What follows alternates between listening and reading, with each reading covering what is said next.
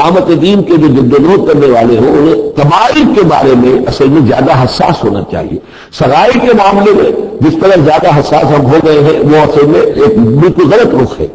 صغائر کے بارے میں کم اور کبائر کے بارے میں ہو. اصل صغائر تو خود بھی ان الحسنات ان السیئات جو نیکیاں ہم کرتے ہیں اس سے خود بخود بھی وہ ایسے صغیرہ گناہ معاف ہوتے چلے جاتے ہیں. لیکن ہو جاتا الٹا برعکس ہو جاتا ہے معاملہ کہ ایک آدمی ان چیزوں میں تو بہت ہی بجرس ہو جائے, بہت ہی باریک بین ہو جائے, لیکن وہ جو حضرت مسیح کے الفاظ ہیں کہ مچھر پہ چھانتے ہو اور سموچے اونٹ نکل جاتے ہو, یہ صورتحال جو ہے یہ بڑی یہ سمجھیے کہ پیتھولوجیکل کنڈیشن ہے, یہ بیماری کی صورت ہے. یہ ہے کہ بڑے بڑے گناہوں سے اپنے آپ کو پاک کرو اور فواحش سے اور بے حیائی سے. وَإِذَا مَا غَضِبُوا هُمْ يَغْفِرُونَ, اور یہ کہ کبھی کوئی غصہ آ جائے جیسا کہ ہم پڑھ چکے ہیں سورہ حامیم سجدہ میں بھی کہ وَإِمَّا يَنزَغَنَّكَ مِنَ الشَّيْطَانِ نَزْغٌ, وہ اگر شیطان کی کوئی چھوٹ لگنے بھی لگے تو فوراً اللہ کی پناہ طلب کرو. وَإِذَا مَا غَضِبُوا هُمْ يَغْفِرُونَ, جب انہیں غصہ آتا ہے تو اس غصے کو ڈھانپ دیتے ہیں, غصے کو پی جاتے ہیں. غفل کے معنی ڈھانپ دینا ہے, ویسے اس کے جو عام ترجمہ ہے معاف کر دیتے ہیں, بجائے اس کے کہ غصے میں کسی پر حملہ کریں اور کسی سے انتقام لیں, بلکہ اس کے اندر عفو کی صورت ہو. جب غصہ ہے ایک ہے سوچ سمجھ کر کوئی اقدام کرنا ہے, کوئی آپ نے چیلنج کرنا ہے کسی باطل کو اور اس میں کوئی آگے بڑھ کر آپ کو اقدام کرنا ہے, وہ اور بات ہے.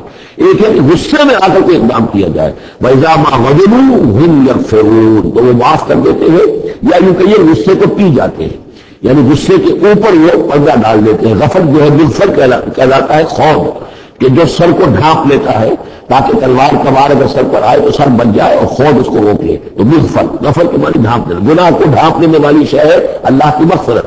اسی طریقے پر یہ کہ وہ غصے کو پی جانے والا. وَالْكَاظِمِينَ الْغَيْظَ, یہ ہم پڑھ چکے ہیں سورہ آل عمران میں.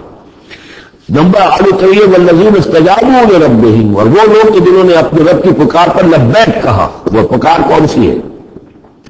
اس سورہ مبارکہ میں اب تک صرف ایک فعل امر آیا ہے جمع کے سیغے میں, ان اقیم الدین, اور ایک فعل نہیں آیا ہے جمع کے سیغے میں ولا تتفرقوا فیہ. پوری صورت میں اب تک نوٹ کر لیجیے گا جا کر.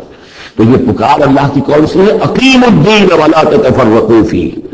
اسی کے لیے کہا تھا حضور سے فلذلک فدعوا, اسی کی دعوت دیتے رہیے. آپ کی دعوت اقامت دین کی دعوت ہو, یہ آپ کی کسی جزوی شے کے اوپر آپ جو ہے وہ حمل نہ کر رہے ہو, کسی جزوی سی شے کو آپ نے ہدف نہ بنا دیا ہو. اصل ہدف اقامت دین. فلذلک فدعوا واستقم کما امرت ولا تتبع اهواءهم.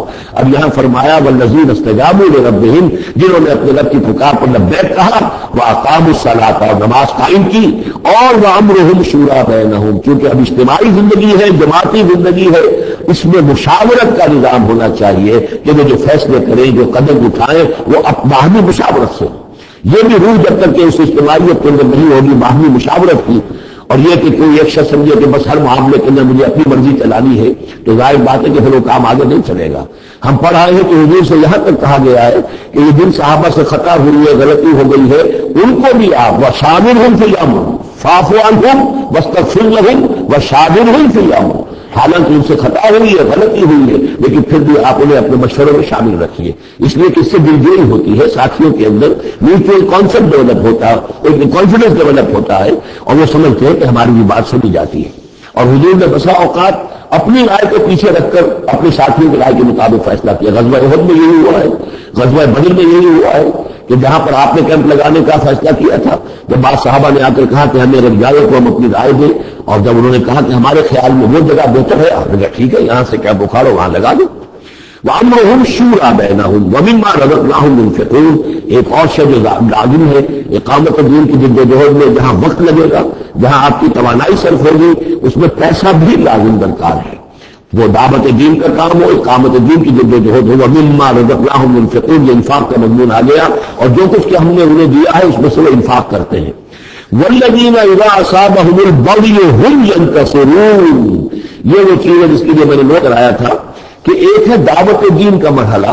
اس دعوت کے مرحلے میں ایک صورت وہ بتائی گئی کہ ادفع باللتی ہی احسن. اگر کوئی تمہیں گالی دے تم دعا دو, کوئی تمہیں پتھر مارے تم پھول پیش کرو. لیکن اقامت دین کی جدوجہد اس کے اندر آگے چل کر معاملہ آتا ہے. جیسے قتال کا مرحلہ آ گیا تو وہاں تو فرمایا قاتلوا فی سبیل اللہ الذین یقاتلونکم, اخرجوہم من حیث اخرجوکم، نکالو انہیں وہاں سے جہاں سے انہوں نے تمہیں نکالا ہے۔ یہاں آ کر معاملہ کیا ہے؟ والذین اذا اصابہم البغی هم ینتصرون، اور وہ لوگ جن پر اگر کوئی زیادتی کی جاتی ہے تو وہ بدلہ لیتے ہیں۔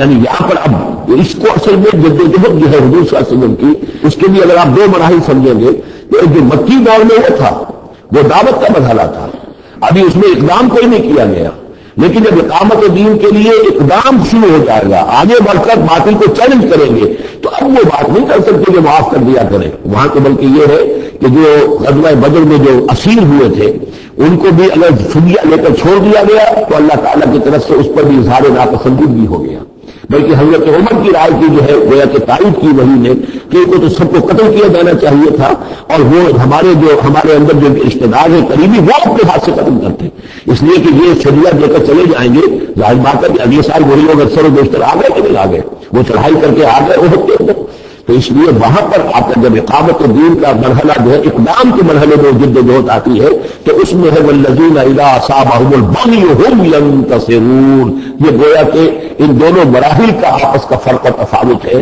بارک اللہ لی ولکم فی القرآن العظیم ونفعنی وإیاکم بالآیات والذکر الحکیم۔